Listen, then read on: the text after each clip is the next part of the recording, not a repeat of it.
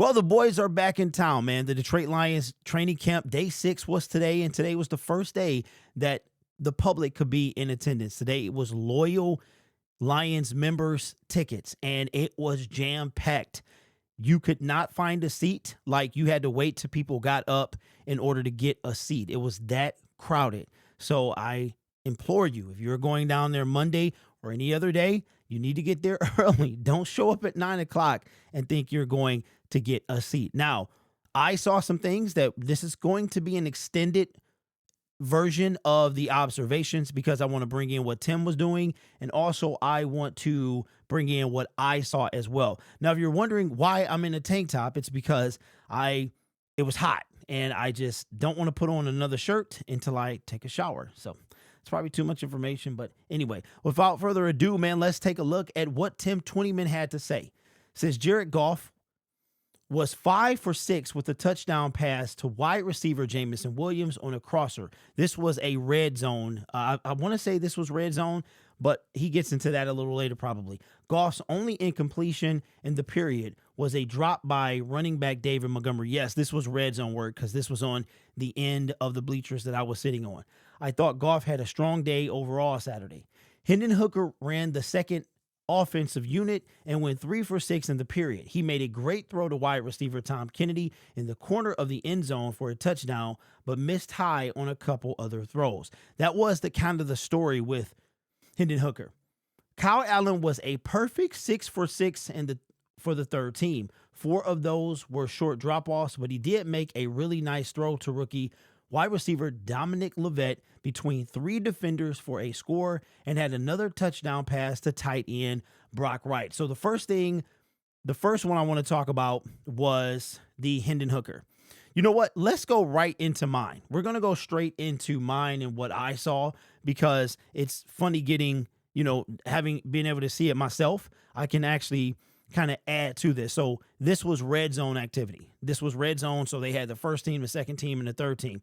I got to, Broderick Martin is not going to make this team. The dude wasn't even, he was out there from what I saw, he was out there for 1 set or 1 rep. Like, it probably wasn't just 1 rep, but the dude was on the sideline with his helmet off. Broderick Martin, if he makes this team, it'll be a surprise. I don't think he's going to make the team unless it is a injury type situation. So the first thing that I noticed was that let me go back here. Okay, so Alex Anzalone was back on the practice field. We've been going through some things and hearing about some things that maybe his contract, he came out and said that he was unhappy, but that he would not miss any games. And somehow some dialogue must have happened, and they got him in practice. It said it was a hamstring thing, and now he was out there in practice, so that was great to see.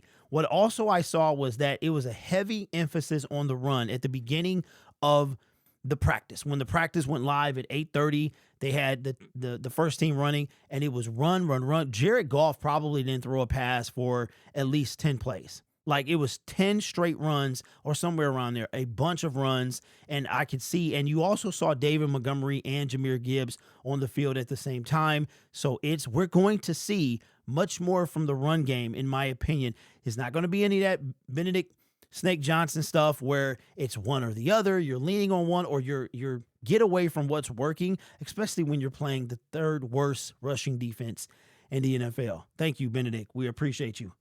I'm just playing. Cannot stand you. Another thing I saw is that Jameson Williams, they was getting him involved early. Now, I did see an article where Jamo was like, yo, I'm basically paraphrasing here, that he was kind of seemed like he was held back by Benedict Johnson. He was held back a little bit, but they got him involved early. There was a lot of passes going to Jameson Williams. Broderick Martin was not even with the third team. I had stated that early.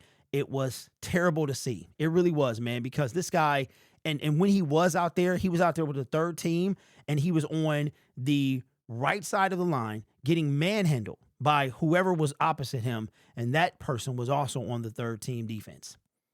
So I do not think he's going to make the team. Tim Patrick had an off day today. He was dropping passes. He actually caught a pass, turned upfield, got rocked. I couldn't remember who rocked him, but he got rocked, man, coughed it up. It was a fumble. It was a fumble, but Tim Patrick did not have the best day. A couple more tweets about Broderick Martin and Jackson Meeks. Jackson Meeks had himself a day. It was a couple of grabs that he made. One was in the end zone for a touchdown, or he might have been out just a little bit. But the highlight was there was a sideline pass. He was getting a pass thrown from Kyle Allen. It was always going to him. He was out there in space, and he made a one-handed grab, landed in bounds, and celebrated with the crowd, man. It was probably one of the best plays of the day. It was a lot of hitting, man. Once they start hitting, dudes was getting lit up. I mean, they were getting cracked. These guys really have been playing hard these first couple of days. Also, Jackson Meeks, Dominic Levet. I don't know why I'm having trouble speaking. My throat is kind of sore. But Levet was having himself a day as well. Now, if the Detroit Lions go with, I think last year they went with 4 wide receivers. If they go with 5, I think they're going to go with 5 because now you drafted Isaac Tesla, so you have St. Brown, Jamison Williams. You've got Khalif Raymond. Khalif Raymond was in prime form today. He was looking good, fresh. You can tell that he really hasn't been used the past 2 seasons like he was the first couple of seasons, but he's fresh and he will definitely be making the team. I can't even believe I thought he would be on the bubble just because of his contract and maybe the Detroit Lions, based on who they drafted. But Khalif Raymond, St. Brown, Jamison Williams, Tim Patrick, Isaac Tesla. And then you have, if they got to go with 5. I would be surprised if they go with anything less than 5. They might go with 5 to start off and have a roster spot for somebody else. Or they go with 6. If they go with 6, it's right now, it could go either way between Levet and Jackson Meeks. And we know Jackson is the nephew of Zadarius Smith. Right now, it could go either way. You've got to get through practice, yes. But the preseason is really going to determine what happens from there. And also, Dan Campbell said today in an interview with Tom Pelissero that he likes this extra game because he intends to send a lot of the young guys out there. So it should be a pretty good time. But some people that impressed me today was the linebacker, Grant Stewart. He was everywhere. Dan Jackson was getting in on some plays. Kirby Joseph was not there. I did not see him. Aiden Hutchinson did not miss a beat. This guy has not missed a beat. He was out there doing his thing. Tyleek Williams, man, that dude was a monster. He was eating up the middle for sure. It was one play where the ball was snapped and it's almost like he jumped off the line and was immediately in the backfield. So the defense, it really does seem like it has the making to be better. It really does. And the only thing I'm really waiting on, first, I want to see what it looks like on the field, because we've been guilty of this before where we've seen these new players. We've seen some stuff happen in practice and, we're going to have a top 10, top 5 defense. But we got to see it on the field. We got to see it on the field. We got to see what we got from depth. We got to see what progress he's made. He looks a lot better as well. And check this out. They were having Terrion Arnold return punts. Terrion Arnold was returning. No, it was kickoffs. They had St. Brown, Terrion. They had J-Mo on coverage. He was on blocking coverage and also on defender coverage. I don't think of course, anything is going to be made out of that. But I did see, I was like, yo, is that Terrion Arnold? Yeah, man, he did a bang up job too returning. So I don't think we'll ever see anything out of it, but it was something kind of cool to see there. So some very good stuff came out of camp. Like I said, it was a Tom Kennedy, the legend. He was doing his thing. But I think overall, man, it was a good start to the fans being there. It was hot. It was muggy. It was fun. It really was, man. I had a good time. Can't wait to go back. The plan is to be there Monday as well. I got tickets for Monday, Tuesday, and then after that, I think it's August the 6th, I think it is, or August the 3rd. Let me see. I've got tickets for 28. Oh, my phone's right here. I can look and see. I think it's 28 because I had 6 days total. So I think it is 28, 29, and then, 28, 29, 3, 6, and then the 14th. So, yeah, It was 6 days. So I'll be there Monday, Tuesday, and then next Sunday, next Wednesday, the 6th, and then the 14th is the last day that I have tickets for. But I had a great time, saw a lot, and I think the defense is going to be interesting. We got to see it on paper, got to get that pass rush.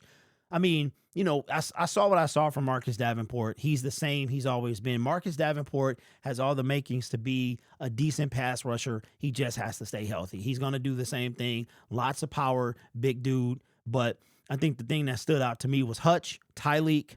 The defense does have the making to be better than it was last year. I don't know how much better, but again, we will see. So it's going to be a curious time, man. You've got the Junon stuff. You've got Zadarius Smith still has the Lions as him in the Lions hat as his profile picture. So I don't know, man. But anyway, let me know your thoughts. If anybody has any tickets, any spare tickets that you want to be given away, contact me. I'll put you in contact with somebody or something like that. Also, the pinned comment will be a petition for you to sign if you want to do so for us. We are trying to save the Michigan Panthers, or at least show the UFL that we do care about this football team and to try to reconsider. It hasn't been announced yet that they're taking the Michigan Panthers away, but the announcement that came a couple days ago looks like that is going to be the case. But again, it's not been made official. But we're trying to save this team, and we have almost 800 signatures, well on the way to 1,000.